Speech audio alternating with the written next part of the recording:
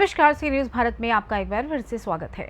खबर महाराष्ट्र से है, जहां मतदान का वक्त जैसे जैसे करीब आ रहा है वैसे वैसे हर दिन कुछ न कुछ जनता के लिए उम्मीदवारों की तरफ से नया सुनने और देखने को मिल रहा है। आइए देखते हैं एआईएम को छोड़कर नामांकन भरने वाले नफीस अंसारी का क्या कुछ कहना है। जैसा कि आप सभी जानते हैं कि लोकसभा के इलेक्शन जो है शुरू हो गए, कैंडिडेट फाइनल हो चुके हैं। जब मैंने नॉमिनेशन भरा था तो मुझे कई पत्रकारों के फ़ोन आए, लेकिन उस समय मेरा कोई भी स्टेटमेंट देना मुझे बेहतर नहीं लगा, क्योंकि एमआईएम पार्टी की जानिब से कुछ आदेश अगर आ जाता तो उस पर मुझे सोचना पड़ता। इसलिए मैंने नॉमिनेशन की डेट वापस लेने की जो डेट थी वो निकल जाने के बाद ही सोचा कि भाई प्रेस कॉन्फ्रेंस देके जो भी आपके सवालात हैं उनके जवाब दिए जाए, इसलिए मैंने आज ये प्रेस कॉन्फ्रेंस बुलाई। नफीस भाई, क्या आप जिस पक्ष में थे उस पक्ष के वरिष्ठों से चर्चा करके मशवरा करके आपने ये नामांकन भरा था? जी, ऐसा माहौल है कि हमारे वरिष्ठ जो थे वो ऑलरेडी जो है उनके खुद के इलेक्शन में बिजी थे, तो उनसे कोई चर्चा तो नहीं हुई, लेकिन मेरी पूरी नज़र उनके ऊपर थी कि वो क्या इशारा कर रहे हैं, उनका क्या डिसीजन होता है।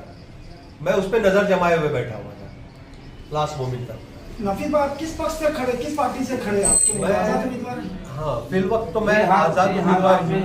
आपने नामांकन भर दिया है जी लोकसभा का। आपने क्या सोचकर मतलब पार्टी में होते हुए भी जो जरिए आपने नामांकन भर जी, तो आपने क्या तय किया, अपने आप से क्या फैसला कर पाए कि आपको चुनाव लड़ने की जरूरत पड़ेगी? ऐसा है कि जैसा आप सभी को पता है कि महाराष्ट्र के अंदर 48 सीट्स है। हम बीजेपी से तो उम्मीद नहीं कर सकते कि वो किसी मुसलमान को टिकट देगी, लेकिन हम कांग्रेस, एनसीपी, समाजवादी जो इंडिया अलायंस है उनसे उम्मीद कर सकते हैं कि मुसलमानों को टिकट दी जाएगी। लेकिन बावजूद इसके 48 सीट में से उन्होंने एक भी मुस्लिम उम्मीदवार को जो है टिकट नहीं दी। यानी कि आखिरी मोमेंट तक जब सारे टिकट बढ़ गए, एक भी मुसलमान उम्मीदवार आपको नजर नहीं आया, तो आपने सोचा कि अपनी भी नुमाइंदगी होनी चाहिए यहाँ। बेशक उसके बावजूद, इतने के बावजूद भी मैं रुका हुआ था। लेकिन जब मैंने देखा कि जो आवाज सदन के अंदर गूंजती है जनाब असदुद्दीन ओवैसी साहब की और इम्तियाज जलील साहब की, ये पूरी कौम नहीं बल्कि ये कह दो कि पूरी माइनॉरिटी के हक के लिए अंदर सदन में आवाज उठाते हैं, उनके सामने इंडिया अलायंस ने जब उम्मीदवार खड़े किए तो मैंने निर्णय किया कि मुझे लड़ना है, मैं मैदान खाली नहीं छोड़ूंगा। वो अगर हमारी आवाज दबाना चाहेंगे, एक साजिश करके उनके सामने उम्मीदवार खड़ा किया गया और उनको जो है सदन से बाहर निकालने की एक साजिश की जा रही है, तो मैं उनका ग्राउंड ओपन नहीं छोड़ूंगा। वो मेरे आका, जो मेरे कायद है, जिनको मैं यहां से चाहता हूं, जो हमारे लिए सदन में खड़े रहकर लड़ते हैं हमारे हर मुद्दे पर, उनको अगर वो सदन से बाहर करने की कोशिश कर रहे हैं, उनके पीठ पर वो पत्थर डाल रहे हैं, तो मैं उनकी, इन लोगों की पीठ पूरी खोद के रख दूंगा। एक तरफ ये कहा जाता है, मेरे आका बोले तो ये मेरी वो है कि मुझे उनसे इतना लगाव है। असदुद्दीन ओवैसी साहब जो है, इम्तियाज जलील साहब जो है, मैं उनकी इतनी इज्जत करता हूं क्योंकि वाकई में वो दो बंदे ऐसे हैं जो पूरी हमारी कौम की और पूरी माइनॉरिटी की नुमाइंदगी सदन में बाकायदा पाबंदी से करते हैं। सदन में कोई भी एक टॉपिक अगर उठता है, एक तरफ ये कहा जाता है कि एमआईएम पार्टी जो है अपना उम्मीदवार नहीं खड़ा करेगी क्योंकि उनको ये लगता है कि लोग उनको ये कहते हैं कि वो बीजेपी की भी पार्टी है, लेकिन वहीं दूसरी तरफ भिवंडी से उम्मीदवार खड़ा कर दिया जाता है। क्या कहेंगे सर? देखिए, ऐसा है कि जैसा मैंने आपको पहले बताया कि पार्टी भी जो है ना इंतजार कर रही थी। जब 48 में से एक भी सीट मुसलमानों को नहीं दी इन्होंने, देखिए पूरा मैदान खुला छोड़ा था असद साहब ने, सिर्फ गिनती की 3-4 सीट लड़ा रहे थे। पूरा मैदान जो है इंडिया अलायंस के लिए छोड़ दिया था कि आप लोग लड़ लो, लेकिन इंडिया अलायंस ने एक भी उम्मीदवार को, मुस्लिम उम्मीदवार को टिकट नहीं दिया 48 में से। दूसरा ये कि जो मुस्लिम उम्मीदवार जो नुमाइंदगी करते हैं वहां पे सदन में, जो प्रेजेंट ऑलरेडी एमपी है, रह चुके हैं, उनके भी सामने उम्मीदवार खड़ा करके उनको जो है सदन से बाहर करने की साजिश करी। आप कह रहे हैं कि इंडिया अलायंस ने नहीं दिया है मुस्लिम कैंडिडेट, इकरा हसन खड़ी हुई है, अफजाल अंसारी मुख्तार अंसारी की बेटी खड़ी हुई है, इसके अलावा भी महाराष्ट्र की बात चल रही है। महाराष्ट्र की बात कर रहा हूँ। महाराष्ट्र की पार्टी है। लेकिन नफीस भाई, जब ये फसाद की जड़ी खत्म हो जाती है, अगर MIM खुद इंडिया अलायंस के साथ खड़ी होती, बीजेपी को दूरी रखना है ना सत्ता से, लेकिन ये पॉइंट क्यों छोड़ा उन्होंने? आपकी बात सही है कि बीजेपी को सदन से वहां से दूर रखना है, लेकिन अगर MIM खड़ा करे तो उस पर यह तहमत लगती है कि वोट काटने के लिए खड़ा कर दी।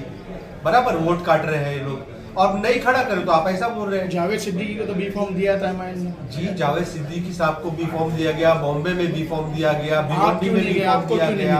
नहीं, मेरा कांटेक्ट नहीं हो पाया क्योंकि मैंने एकदम सडनली डिसीजन लिया।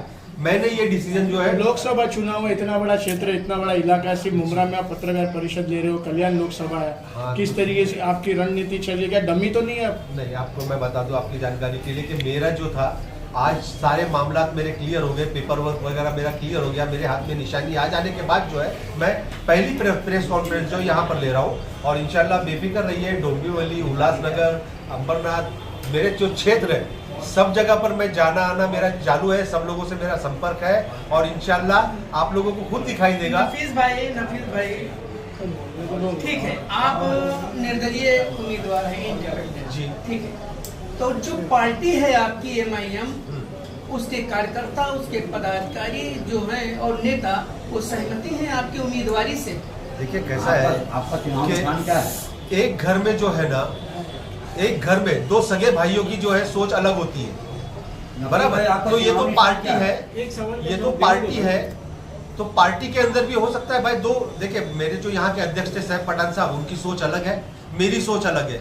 मेरी सोच ये है कि भाई मेरी पार्टी के जो लीडरान है, अगर इंडियन अलायंस जो है उनको सदन से बाहर निकालने के लिए साजिश कर रहा है, तो मैं उनके लिए ग्राउंड ओपन नहीं छोड़ूंगा, क्योंकि वो मेरे पार्टी के जो लीडरान है उनके ग्राउंड के बीच में पत्थर डाल रहे हैं, रोड़े डाल रहे हैं, तो मैं इनके लिए ग्राउंड क्यों ओपन छोड़ दूं? इसके लिए मैंने फॉर्म भरा। और रहा लोकल जो हमारे अध्यक्ष है सैफ पठान साहब, उनका जो फर्ज था उन्होंने वो निभाया, और मुझे कोई एतराज नहीं है, मुझे कोई अफसोस नहीं है, क्योंकि मैं जो है ना, उनकी सोच अलग है। उनकी सोच ये है कि भाई वो उनके सोच के हिसाब से उन्होंने मुझे निष्कासित कर दिया, लेकिन निशानी क्या है? जी हाँ, जैसे कि आप सभी जानते हैं कि देश में जो है फिलहाल अंधेरा छाया हुआ है, हर एक के दिमाग और आंखों के सामने अंधेरा है फिलहाल, क्योंकि हमारे हक वाली कोई भी पार्टी नहीं है।